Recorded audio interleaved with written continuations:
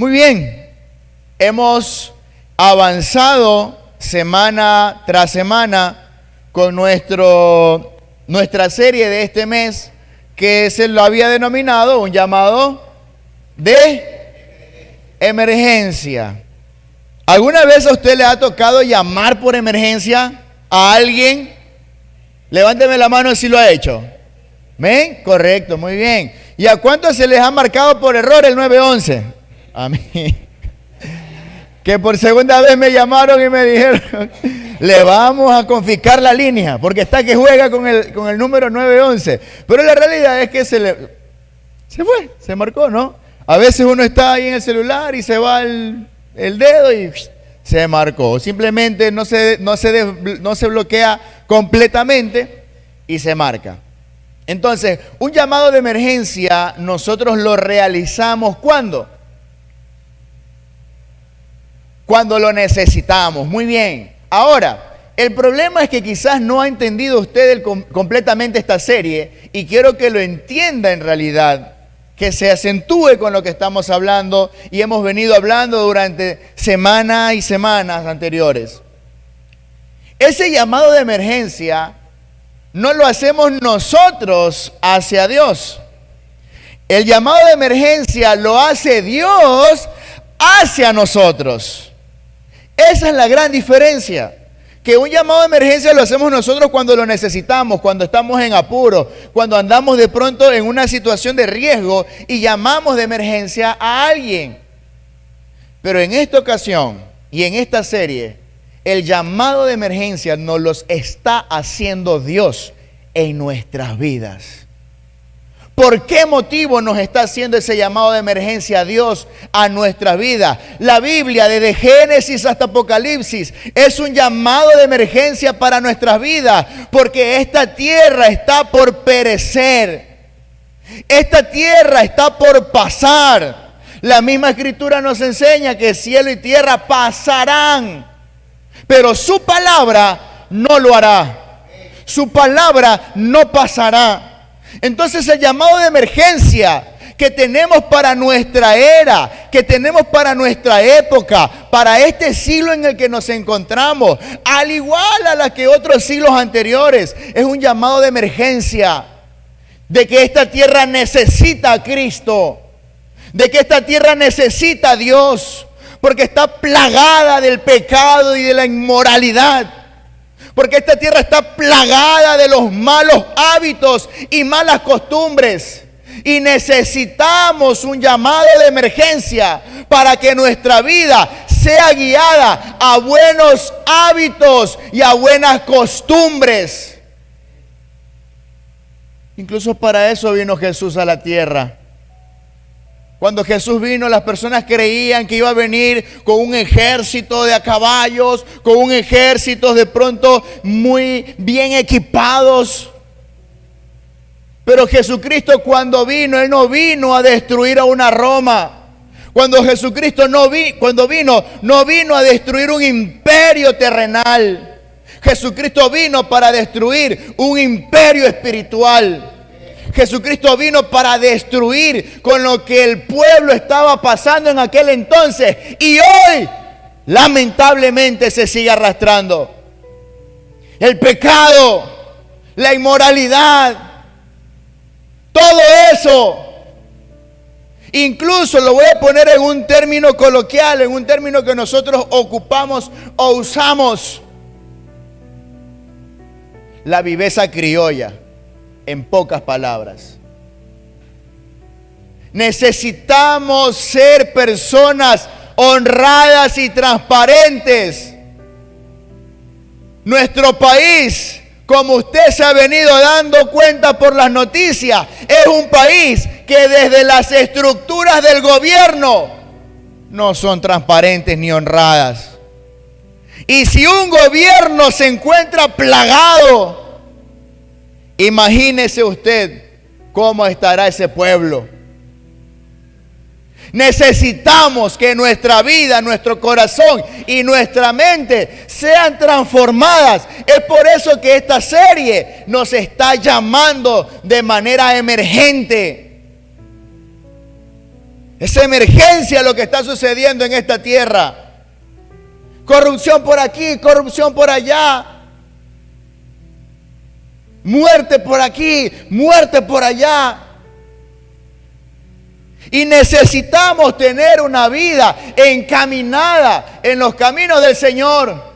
¡Ya basta!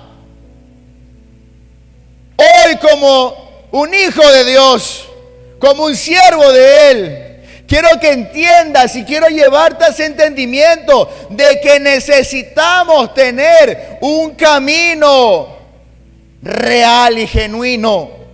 No un camino que hemos venido transitando durante mucho tiempo.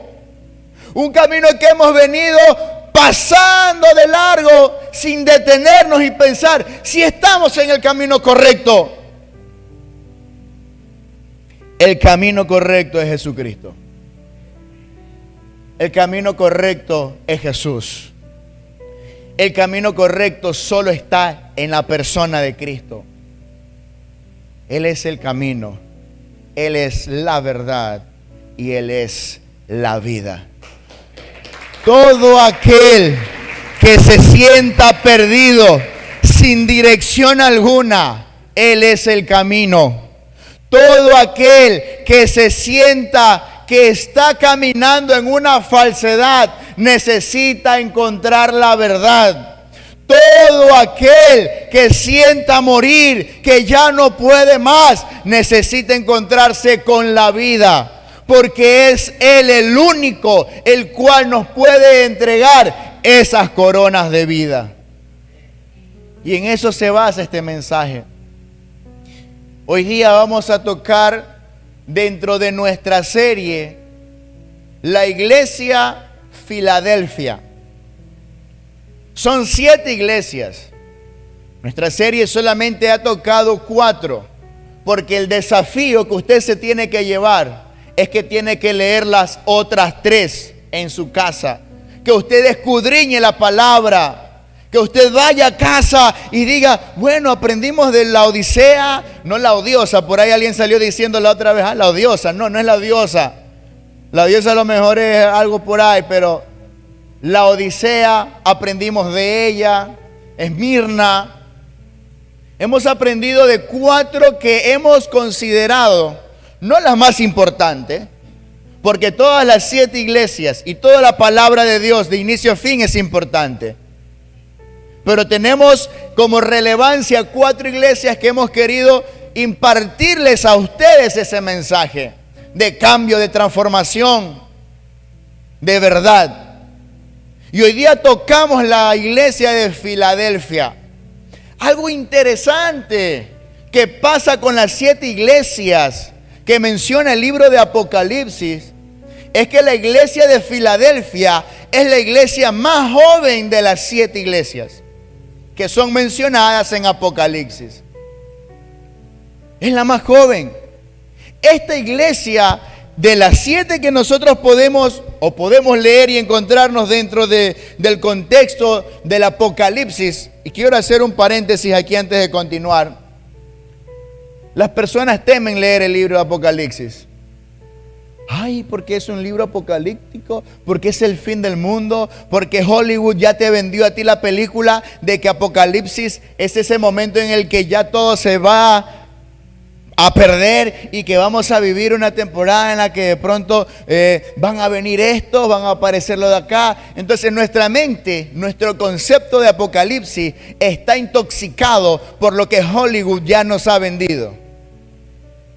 Pero quiero que tu conciencia, quiero que tu corazón y quiero que tu mente, tu alma y tu espíritu sea desintoxicado. Tenga un detox. Creo que así se dice, ¿no? ¿Dónde están los fitness por aquí? Un detox. Los que se van a maratones, ¿dónde están? Sí hay. Un detox. Quiero que tengas una limpieza de ese pensamiento. El libro de Apocalipsis no es un libro por el cual debemos temer. El libro de Apocalipsis es un libro que nos revela el amor profundo de Cristo. El libro de Apocalipsis es el sello de su amor. Porque el libro de Apocalipsis nos invita a ver lo que uno de sus discípulos, Juan, fue y se le reveló a él lo que iba a acontecer en los últimos tiempos. Pero para nosotros debe ser considerado un libro de amor, un libro de sello de su amor, porque nos invita a creer que hay una nueva oportunidad. Nos invita a creer que Él está a la puerta y llama insistentemente para que alguien le abra esa puerta y Él entre a cenar con nosotros y se siente junto a nosotros. Es una carta de invitación a que usted y yo creamos que el poder de Dios es evidente y que su venida está pronta y que su venida es próxima y que no tenemos que tener, no debemos tener por poco ese mensaje. Antes, por el contrario, vivir cada día como si fuese el último. Y algo interesante que yo le decía del libro de Apocalipsis es que la gente piensa que es un libro que te puede hacer daño, pero es un libro que te trae a ti paz y esperanza. Filadelfia es la penúltima iglesia que se menciona de las 7, es decir, la sexta iglesia. Filadelfia significa amor fraternal. ¿Por qué significa amor fraternal? Lo que pasa es que Filadelfia fue construida por un hermano, por unos hermanos. Y al ser amor fraternal, significa que eres parte de una familia, que perteneces a un hogar, que eres parte de una casa. Y quiero que haga algo en este momento. Alguien que esté junto a usted, dígale, esta es tu casa. Esta ciudad se encontraba ubicada en el valle del río Cógamo. Esto se encuentra justamente en Turquía. Esta ciudad de Filadelfia fue construida en el año 189 antes de Cristo. Es decir, que es la más joven de las 7 iglesias. Es la más joven de las 7 iglesias y por eso ya vamos a ver qué pasa con esta iglesia. Quiero que tenga en su mente la palabra joven. Aunque usted ya tenga sus canitas al aire, ¿verdad? No, canitas al aire no, pues pastor, hable serio. Aunque usted ya tenga su tiempo y su edad, ahí lo cogí. Ya vamos a ver un poquito de esto de Filadelfia. Pero para entrar de lleno a Filadelfia, quiero volver a reconstruir esto una vez más. Reconstruir en el sentido de los mensajes anteriores que hemos dado. Filadelfia se encuentra en una ruta comercial. Esto es importante que usted lo sepa. Filadelfia se encuentra en una ruta comercial de Turquía. Es más, dentro de esta ruta se encuentran las otras 7 iglesias. Las 7 iglesias de Apocalipsis pasan por una ruta de correo, no de comercio. Pero Filadelfia se encontraba entre la ruta de correo y entre la ruta de comercio. ¿Me explico? Podemos asemejar, como si estuviéramos hablando de una ciudad de acá de Ecuador. Ayúdeme. Santo Domingo, ¿no? Es una ruta por la cual es muy transitada. De pronto gente llega con paquetería, con mensajería. Pero Santo Domingo también es una ciudad de la cual hay comercio, ¿no? Entonces, es importante que lo pongamos en nuestra cabeza esa idea para que usted entienda un poquito lo de Filadelfia.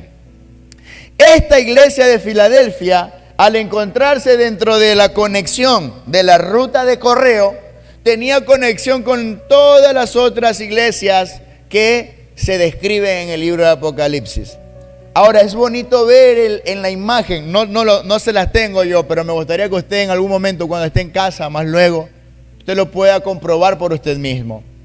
Usted puede poner ahí en el internet, puede buscar, si es que tiene la oportunidad de tener un libro de los mapas de la Biblia, que incluso al final de los libros de la Biblia vienen a veces los mapas por los cuales estuvo Pablo, los que recorrió de pronto Jesús, etcétera, etcétera. Y hay algunas Biblias que traen la ruta de las iglesias del Apocalipsis. Y es lindo ver cómo esa ruta va. Se hace una linda línea, curva.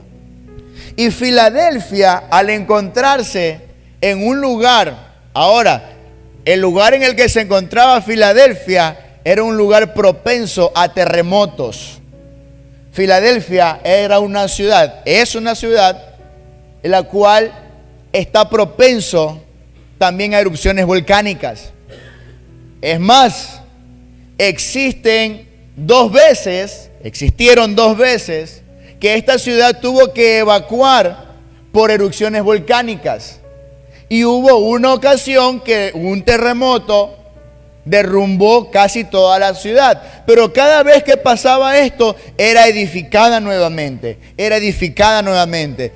Filadelfia vivió una guerra greco-turca. Filadelfia vivió también una guerra. Entonces, todo esto que te estoy trazando antes de entrar a Filadelfia y a leer lo que dice el ángel, que envía Cristo, que envía el Señor al ángel a decirle a Filadelfia, es necesario que lo entendamos. Ahora sí, quiero por favor que usted abra la Biblia conmigo. Quiero que abra en el libro de Apocalipsis capítulo 3, en el versículo 7. Al finalizar esta lectura, ahora sí le diré el nombre del tema de hoy. Tenemos Filadelfia, el mensaje a Filadelfia. Apocalipsis 3, del 7 al 13. ¿Estamos allí? Si usted ve a alguien que está junto a usted que necesita, puede acercarse por favor o comparta la palabra. Dice la palabra del Señor: escribe el ángel de la iglesia en Filadelfia. Esto dice el santo, el verdadero, el que tiene la llave de David, el que abre y ninguno cierra, y cierra y ninguno abre. Yo conozco tus obras. He aquí, he puesto delante de ti una puerta abierta, la cual nadie puede cerrar. Porque aunque tienes poca fuerza, has guardado mi palabra y no has negado mi nombre. He aquí, yo entrego de la sinagoga de Satanás a los que se dicen ser judíos y no lo son, sino que mienten. He aquí, yo haré que vengan y se postren a tus pies y reconozcan que yo te he amado, por cuanto has guardado la palabra de mi paciencia. Yo también te guardaré de la hora de la prueba que ha de venir sobre el mundo entero, para probar a los que moran sobre la tierra. He aquí, yo vengo pronto. Retén lo que tienes, para que ninguno tome tu corona. Al que venciere, yo le haré columna en el templo de mi Dios, y nunca más saldrá de allí. Y escribiré sobre él el nombre de mi Dios y el nombre de la ciudad de mi Dios, la nueva Jerusalén, la cual desciende del cielo de mi Dios, y mi nombre nuevo. El que tiene oído, oiga lo que el Espíritu dice a las iglesias. Algo interesante que pasa en las 7 iglesias, que el ángel que escribe a las 7 iglesias siempre menciona esta oración: yo conozco tus obras. A las 7 iglesias se les menciona que conocen sus obras. ¿Qué nos quiere decir esto a nosotros? Que el Señor conoce todo lo que hacemos en esta tierra. Que el Señor conoce todo lo que pensamos y queremos accionar en esta tierra. Él lo conoce todo. Pero algo interesante pasa con Filadelfia. Algo interesante pasa con esta iglesia. De las 7 iglesias, La iglesia de Filadelfia es la iglesia a la cual no se le reprocha nada. Mientras tanto, a Esmirna, a la Odisea, se le comienza a decir muchas cosas. A la iglesia, hay una iglesia que se le dice, por tanto, no eres frío ni caliente. Hay otra iglesia que se le dice, yo sé que tú haces las cosas para Dios, pero no estás ni cerca de Dios. A la iglesia de Filadelfia, esa es la única iglesia a la cual no nada. Y esto es interesante, interesantísimo. ¿Se acuerda el dato que le di? Que la iglesia de Filadelfia era de todas las 7 iglesias la más joven. Una madurez espiritual no tiene que ver con la edad y los años de experiencias por los cuales hayas vivido. Una madurez espiritual pasa por el amor que le tenemos nosotros a Cristo. No pasa por los años que tú tengas en esta tierra. No pasa por las etapas difíciles o circunstancias que te ha tocado atravesar. Una madurez espiritual pasa por el amor que le tenemos a Cristo. Por ahí pasa. Porque por amor podemos hacer muchas cosas. ¿Qué quiere decir entonces esto, Pastor Iván? Que como la iglesia de Filadelfia significa amor fraternal, fue una iglesia que su identidad era esa, el amor. Por lo cual no se le reprochó nada. Y en los evangelios dice que contra el amor no hay ley. Pablo escribe a la iglesia de los Corintios diciéndole, contra tales cosas no se le puede reprochar a nadie. No hay ley para el amor. Porque el amor todo lo puede.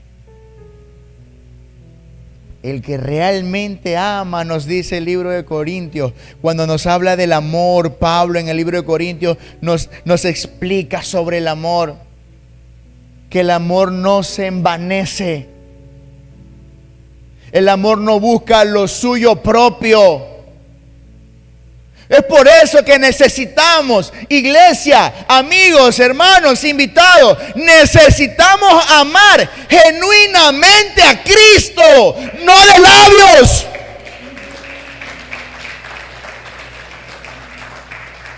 Necesitamos amar a Cristo y no de labios. Sí, yo amo a Cristo. Sí, yo amo a Dios. Sí, yo sé que existe un Dios. Sí, yo sé que Diosito me ayuda. Sí, yo sé que Dios está conmigo. Sí. Sí, y así pasa el Manaba. Sí. Sí. Pero una cosa es que usted lo diga y otra cosa es que lo demostremos. Una cosa es hablarlo y otra cosa es demostrarlo. Manifestar el amor genuino y verdadero que le tenemos a Cristo va a provocar esto que está en la pared acá atrás. Resistencia. Ese es nuestro tema de hoy. Resiste. Resiste, porque cuando el ángel escribe a la iglesia de Filadelfia, le dice que tiene pocas fuerzas. Y el cristiano, el creyente, el ser humano, todos los días de su vida necesita vitalidad y fuerza para continuar en su día a día. Pero hay circunstancias que te debilitan. Hay circunstancias que te hacen perder la fuerza. Y es ahí donde entra el libro de Apocalipsis con la iglesia de Filadelfia a recordarnos que aunque tengamos poca fuerza, aunque estemos débiles, recordemos de dónde vienen nuestras fuerzas. Recordemos quién es el que nos da la vitalidad en medio de la debilidad. Cristo. ¿De dónde viene nuestro socorro?, decía el salmista. Nuestro socorro viene de Jehová, que ha creado el cielo, los cielos y la tierra.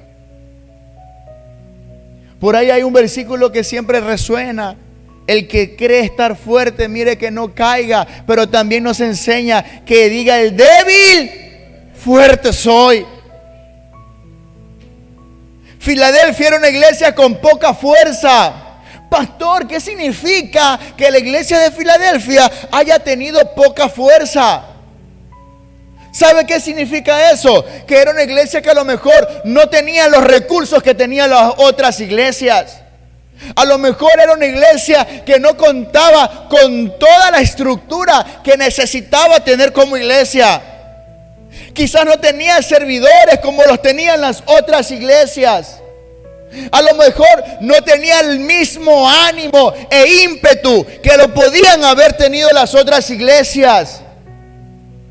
A lo mejor su gente, las personas que entraban, las personas que llegaban y se congregaban, eran gente muy necesitada en muchas áreas. ¿Qué significa tener poca fuerza? Para la iglesia de Filadelfia, tener poca fuerza es no tener la fortaleza necesaria para avanzar, para accionar, para caminar. Usted para caminar necesita fuerza motriz, motricidad. Hoy en la educación se habla de la motricidad fina y motricidad gruesa. ¿Y eso dónde está indicado en el cuerpo humano? En los músculos, en las coyunturas, en la movilidad, en la fuerza.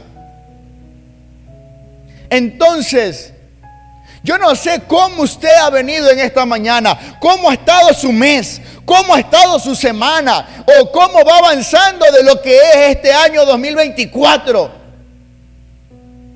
Quizás está como la iglesia de Filadelfia, con pocas fuerzas. Pero hoy Cristo quiere que te vayas entendiendo que Él ha llegado a tu vida para llenarte de vitalidad y de fortaleza. Porque cuando tú ya no puedes más, cuando tú quieres avanzar, pero las dificultades, pero las murallas, pero de pronto se avecina la tormenta y tú ya no puedes más, ya tus fuerzas no te dan, es donde empiezan las de Cristo. Lamentablemente el ser humano intenta hacer todo por su propia fuerza. Lamentablemente el ser humano intenta hacer todo por su propia voluntad. Pero aprendamos de Cristo. Cuando Él, orando antes de la crucifixión, le dijo al Padre: Padre, que no se haga como yo quiera, sino que se haga tu voluntad. Ahí marcamos el amor. Cuando le decimos al Señor que marque su voluntad en nuestra vida y no marcar la nuestra. Familia, Dios abre puertas que nadie puede cerrar. Familia, quiero que entiendan que las puertas que solo Él puede abrir, nadie las puede cerrar. Familia, quiero que te vayas comprendiendo esto. ¿Por qué? Quiero leerte lo que dice la Escritura acá. Ahí mismo donde estamos en el libro de Apocalipsis. Quiero que entiendas por qué Dios abre puertas que nadie puede cerrar. Es verdad que en el libro de Apocalipsis, en el versículo 7 dice: el que abre y ninguno cierra, y cierra y ninguno abre. Pero yo le quiero hacer una pregunta a usted: ¿con qué abrimos y cerramos una puerta? Con una llave. Y antes de que se diga esa oración, el que abre y ninguno cierra, y cierra y ninguno abre, dice: el que tiene la llave de David. Y esto ya había sido profetizado en el libro de Isaías. Isaías recibe una profecía diciendo que sobre los hombros se le iba a depositar las llaves de David. Aquel que es verdadero, aquel que es santo.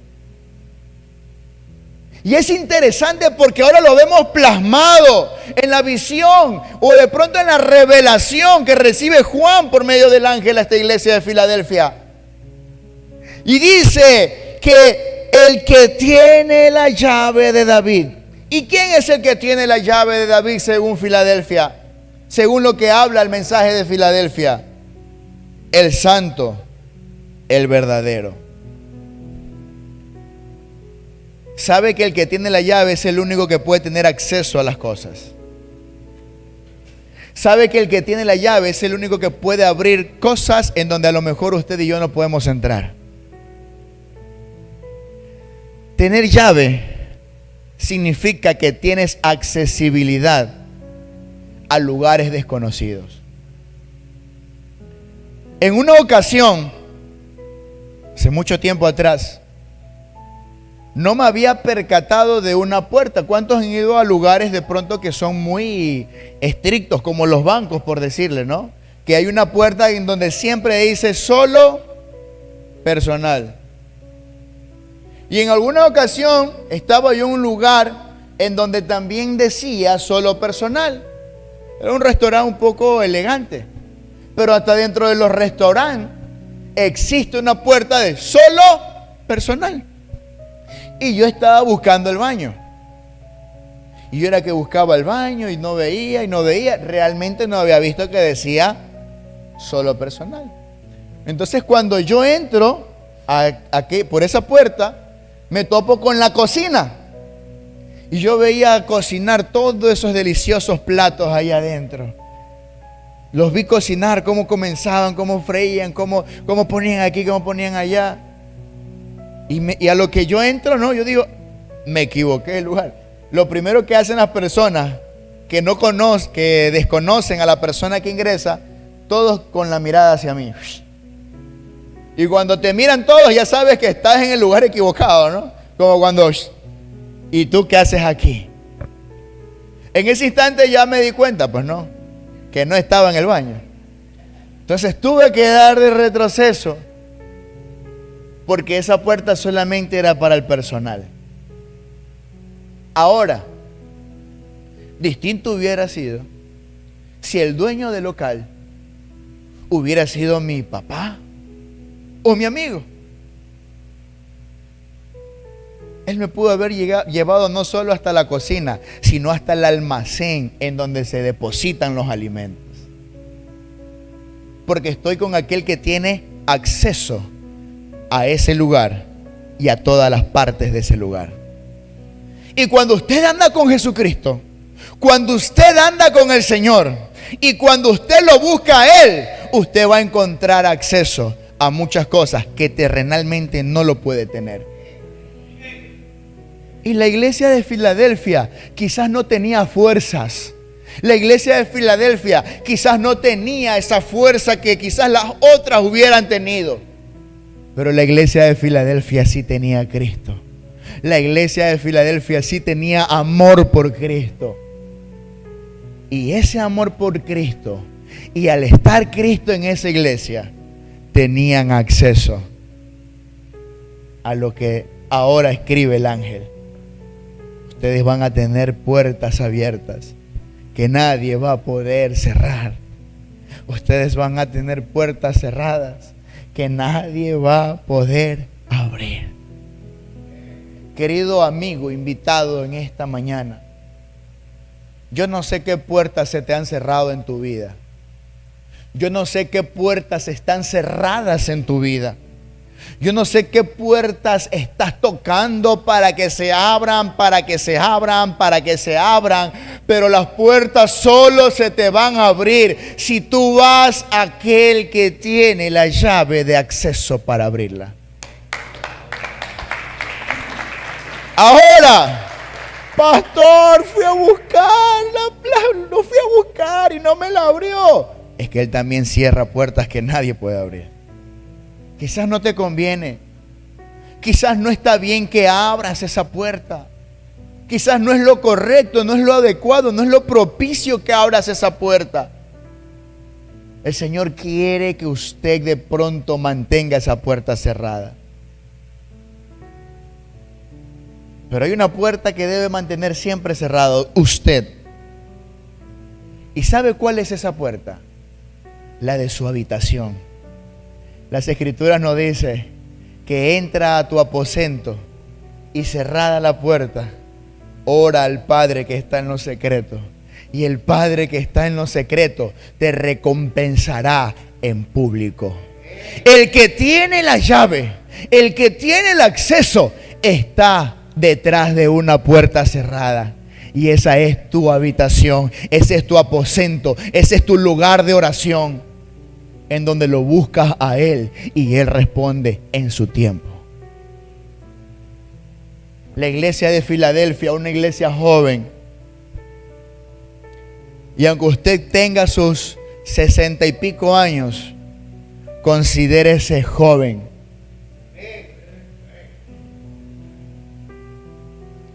Porque los que estamos en Cristo, nueva criatura somos. Nueva criatura somos. Podrás tener poca fuerza, pero lo único que necesitamos es a Cristo. Al único a quien necesitamos es a Cristo. Yo creo que ya me pasé de tiempo, ¿no? ¿O seguimos? ¿O ya se quiere ir? ¿Seguimos? Bueno, si usted quiere nos quedamos hasta las 2 de la tarde, no hay problema. Entonces, lo interesante de todo esto es que cuando le habla a las 7 iglesias, le dice que Él conoce las obras.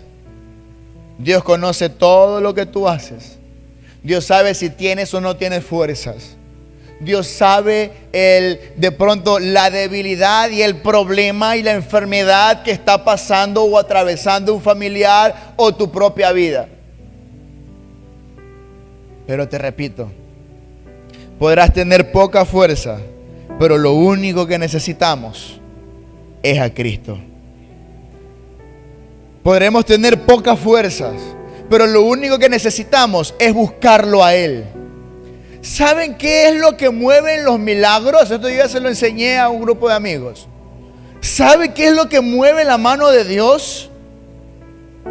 Por ahí en muchas prédicas hemos escuchado la obediencia, y eso es uno de los pasos para que Dios se mueva en nuestra vida. Pero no hay obediencia sin búsqueda. No hay milagros sin búsqueda. No hay amor sin búsqueda. La búsqueda es la que provoca que la mano de Dios, su fuerza, que la mano de Dios, su poder, que la mano de Dios, la sanidad, milagros y señales, y lo que usted quiera que el Señor pueda hacer en su vida, está en la búsqueda. Pero no en una búsqueda de interés. No en una búsqueda de que yo te busco porque quiero esto, no. Yo te busco porque te amo. Y sí, estoy necesitando de esto. Y sí, tengo poca fuerza. Y sí, no tengo toda la vitalidad del mundo. Pero te busco porque te amo. No porque quiero que me des fuerzas. Te busco no porque estoy en mis debilidades. Te busco no porque quiero hallar un socorro y no lo encuentro. Te busco porque te amo.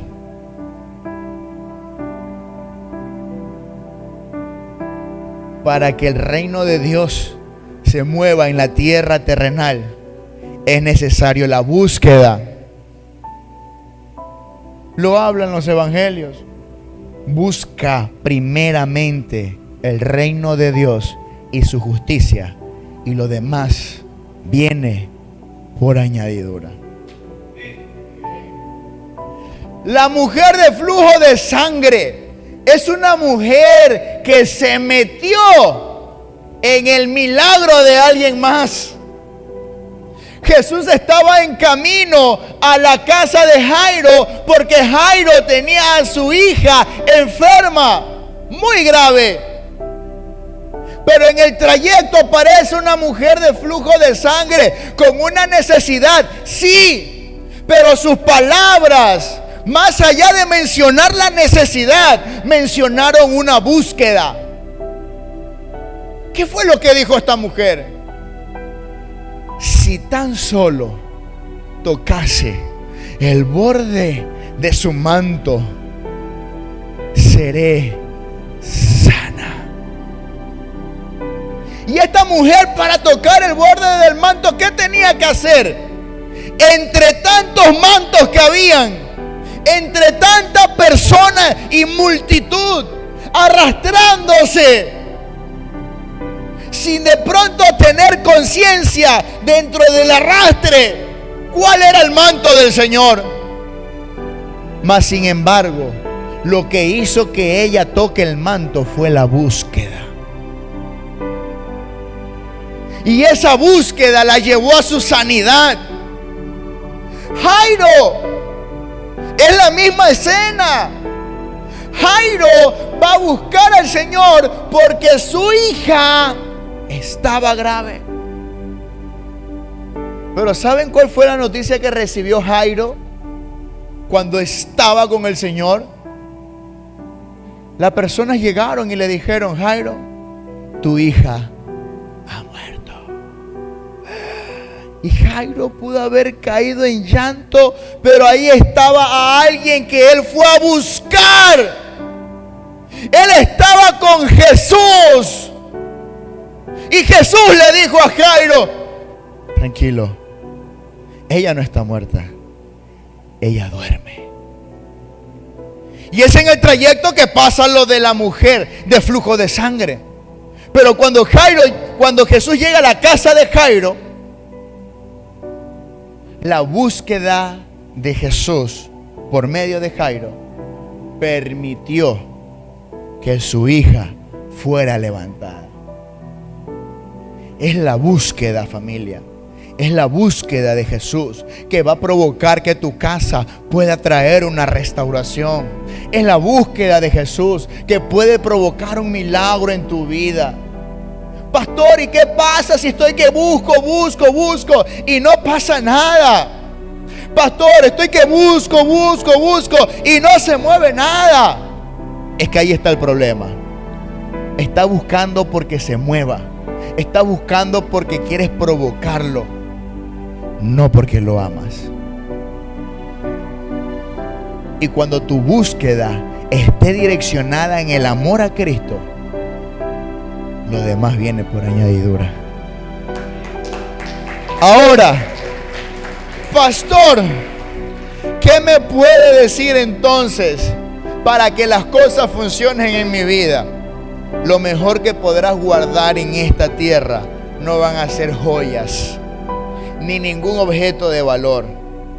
Lo mejor que vas a poder guardar en esta tierra va a ser su palabra. Las joyas se podrán perder. Habrán días y temporadas que se eleven su valor, se deprecien y estarán en un mover constante. Mas la palabra de Dios podrá pasar el cielo y la tierra, pero su palabra no va a pasar. ¿Qué me puede decir entonces, pastor? Lo que le puedo decir es que lo mejor que usted puede guardar es la palabra de Dios en su corazón. Pastor, ¿en mi corazón? Sí, en su corazón. No ponga la Biblia solamente abierta en la casa. No ponga la Biblia solamente ahí abierta. Ábrala en su corazón. ¿Por qué? Porque del corazón mana la vida. Y a Filadelfia le pasó esto. Una iglesia que guardó la palabra. Una iglesia con muy poca fuerza. Una iglesia que quizás no tenía los recursos como lo tenía otro. Una iglesia joven. Y esta iglesia fue reconocida por el Señor. ¿Qué reconoció el Señor de esta iglesia? En el versículo 8 dice: yo conozco tus obras. He aquí, he puesto delante de ti una puerta abierta. Reconoció sus obras y dice que abrió una puerta. Nuestras obras no van a mover nada. Nuestras obras no van a abrir puertas. Pero nuestro amor desinteresado por hacer obras, sí. Porque no es yo hago esto por lo que quiero recibir. Yo hago esto porque lo amo a Él y nadie me está mandando a hacerlo. Por amor es que nos movemos. Por amor es que caminamos. Por amor es que estamos aquí en esta tierra. Y por amor es que nos casamos. Ahora, si usted ya se casó por otra cosa, I'm sorry. Lo siento. Excuse me. Discúlpenme. Pero ¿sabe qué pasa? Que el amor lo puede todo. El amor lo puede todo. Hay alguien que en alguna ocasión he escuchado decir en una pelea de pareja, decía: sí, tú me amas, pero de amor no nos alimentamos. Necesitamos para la papilla. Necesitamos para comer. De amor no voy a comer. Cuán equivocado está esa persona. Porque el amor que yo le tengo a Cristo podrá abrir cualquier cosa en mi vida. Y aunque no la abra, su amor me sostiene. En medio de la necesidad, en medio del hambre, en medio de la sequía, en medio de la soledad, en medio del desierto, aunque no se vea y ni se mueva nada, su amor nos sostiene. Y el amor que nosotros le tengamos a Él nos permitirá resistir. Nos permitirá resistir. A Jefferson Pérez, para quienes recuerden a Jefferson Pérez, cuando ganó la medalla olímpica de marcha, le hicieron la entrevista.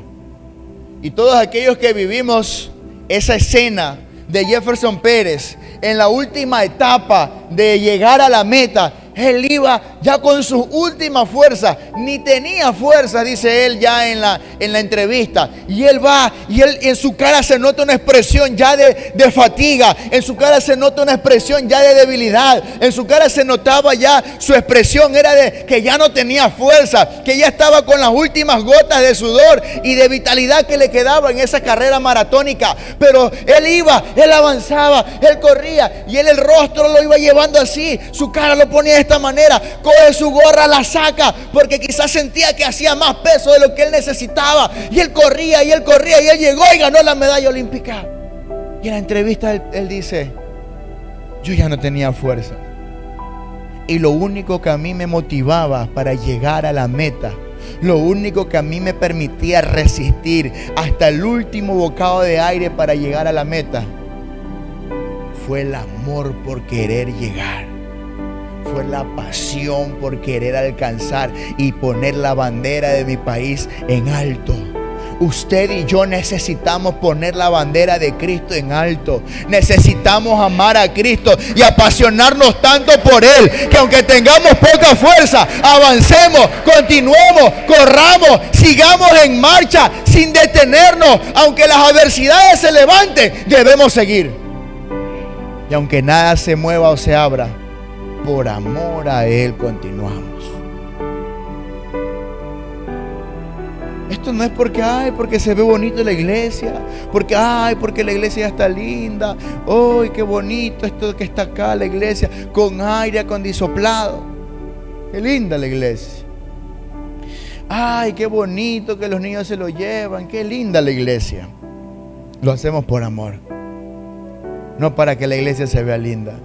¡Ay, que los pastores visten cool a la moda! Yo pensé encontrarlo con una corbata y un saco. Ámeme. Ámeme. Pero sé que Cristo está haciendo algo en su vida y en la mía. Y aunque tengas pocas fuerzas, Él en esta mañana te la quiere dar otra vez. Aunque hayas caminado durante estos meses del 2024 ya desgastado, sin fuerza, sin saber qué hacer y cómo hacerlo, Dios está presto a oírte y a darte las fuerzas. Hoy usted se va de este lugar lleno de las fuerzas de Él. Afirmar que Dios está en cada etapa de tu vida se convertirá en el estandarte de tu fe, en la bandera de lo que amamos, en la bandera de a quién amamos, que es Cristo. Pero para que ese estandarte se vea plasmado, debemos afirmar que Dios está en nuestra vida en todas nuestras etapas. Cuando estés en el desierto, Dios está contigo allí. Cuando estés en el valle de sombra y de muerte, no temas mal alguno, porque su vara y su callado te van a infundir aliento en medio de ese valle de oscuridad y muerte. Pero para que ese estandarte crezca y esté, debemos afirmar que en realidad Él es Dios, el único, verdadero y santo. Por eso es que se presenta en la iglesia de Filadelfia así. Escribe el santo, el verdadero. Porque la iglesia de Filadelfia, la iglesia de Filadelfia había reconocido a Cristo como el santo y como el verdadero. ¿Se acuerda que le dije que la iglesia de Filadelfia se encontraba entre lo que es Turquía y tenía mucha cultura griega arraigada en esa ciudad? Es decir, que tenía esa ciudad muchos dioses. Pero en medio de esa ciudad llena de muchos dioses griegos, se presenta como el verdadero, porque los otros eran falsos. Reconocer que Él es el verdadero y reconocer que Él es el santo nos va a llevar a entender el amor que le podemos tener a Él y que Él nos tiene a nosotros. Afirmemos en todas las etapas de nuestra vida que Cristo está en cada una de ellas. ¿Estás sin trabajo? Cristo está ahí. No, hermano, Cristo no está conmigo. ¿Qué será que me falta más ayuno y más oración? Te falta más amarlo. Porque aun cuando tú amas en medio de las dificultades y del trabajo que no tienes, su amor te va a sostener. Su amor te va a proveer. Su amor te va a alimentar. Y su amor te hará ver milagros en los pequeños detalles. A veces queremos, sí, ver un milagro que, se me vaya esto por acá, que se me salga esto de acá. Pero a veces los milagros están en los detalles más pequeños de nuestra vida. En el cuando te levantas y lo primero que pisas de pronto son unas zapatillas, unos zapatos, que cuando vas a la sala de tu casa y te sientas en la mesa, hay de pronto una funda de pan de enrollados y redondos de bachicoria.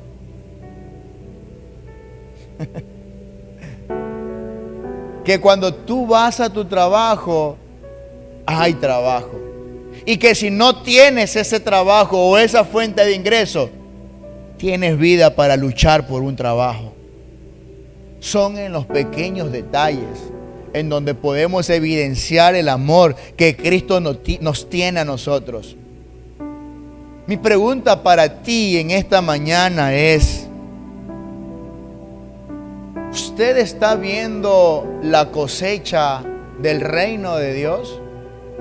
Si usted no lo está viendo, es porque en el reino de Dios usted cosecha lo que siembra. Yo le vuelvo a leer algo que está en lo que estamos leyendo. No me estoy yendo de lo que dice el ángel a la iglesia de Filadelfia. Quiero que entienda lo que acá dice. Mire lo que dice en el verso 10. Dice: por cuanto has guardado la palabra de mi paciencia, yo también te guardaré de la prueba que ha de venir. Por haber guardado, Dios lo va a guardar. Por haber amado, Dios lo va a amar. Por haber perdonado, Dios lo va a perdonar.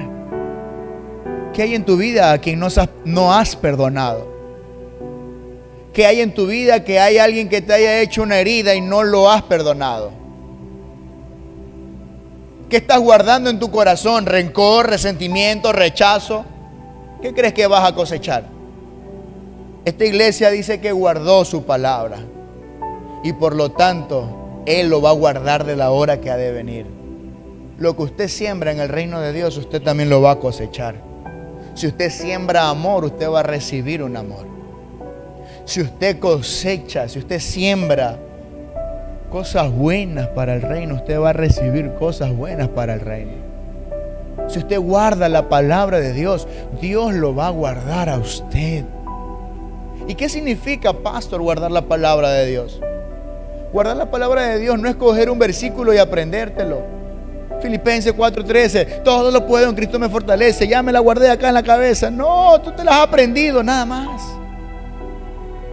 Guardar la palabra de Dios es hacer la carne también. Es hacer la carne. Es que se haga carne. Dice el Evangelio, el Verbo se hizo carne. O sea, Jesucristo, de quien hablaban los profetas, se hizo carne, se hizo real, descendió del cielo, lo enviaron para que esté aquí en la tierra y sea llamado Emmanuel, Dios con nosotros. Se hizo carne. La palabra no es aprenderse un versículo una semana. Guardar la palabra es vivirla y accionarla. Que si a mí la palabra me enseña que tengo que ir y levantar al caído, tengo que ir y levantar al caído. Que si a mí la palabra me enseña que yo tengo que dejar las cosas del mundo y alcanzar las cosas de Dios, tengo que ir y proseguir a la meta, como lo dice Pablo. Prosigo a la meta. Extiendo mi mano hacia el trofeo, la copa. No recuerdo muy bien ahí cómo es la palabra que coloca Pablo. Del supremo llamamiento. Luego hay otra palabra que nos dice: puestas las manos en el arado, no somos dignos de mirar hacia atrás. Tú quieres una vida nueva, pon las manos en el arado. Pero ya no mires atrás a tu vida pasada. Y para que no sucedan las cosas de tu vida pasada, haz las cosas que Cristo anhela que hagas nuevo. Hagamos las cosas que Cristo anhela que hagamos. Pablo escribe también diciendo: yo queriendo hacer lo bueno, termino muchas veces haciendo lo malo. Porque esta carne está vendida al pecado. Pero no me detengo, avanzo. No es cuestión de que no tengas fuerzas o que no sepas algo de la palabra. Es cuestión de que ames a Cristo. Solo es cuestión que ames a Cristo y entiendas que Él es el santo y Él es el verdadero. Cuando Jesús estaba en la cruz, entre dos malhechores, estaba entre dos ladrones que durante toda su vida se dedicaron a hacer el mal. Uno de ellos reconoció que el que estaba junto a él era el Mesías, era el Rey. Reconoció que él era el santo. Él dijo: nosotros merecemos este castigo, pero este que nada ha hecho. Y le dice: Señor, cuando vengas a tu reino, acuérdate de mí. Jesús le dice: ciertamente te digo que desde hoy estarás conmigo. Imagínese ese ladrón haber entrado con Jesús al reino de los cielos. Los ángeles que estaban ahí junto al trono de Dios, asombrados. ¿Y este qué hace acá? Oye, aquí está que este es ladrón. Aquí está que este era sicario. Aquí está que este hacía cosas malas, hurtaba, robaba. ¿Y qué hace este acá? Quizás él tuvo que haber dicho: el que estaba junto a mí, creí que él era el santo y el verdadero Jesús. Creí que él era el rey. Y él me dijo que desde hoy estaría con él. Ese ladrón no se bautizó. Ese ladrón quizás ni diezmó. Ese ladrón quizás ni se congregó semana a semana. Solo le bastó creer. Y si usted está viniendo aquí a esta casa simplemente por costumbre, usted no está creyendo. Si usted está viniendo a esta casa simplemente por un hábito, usted no está creyendo.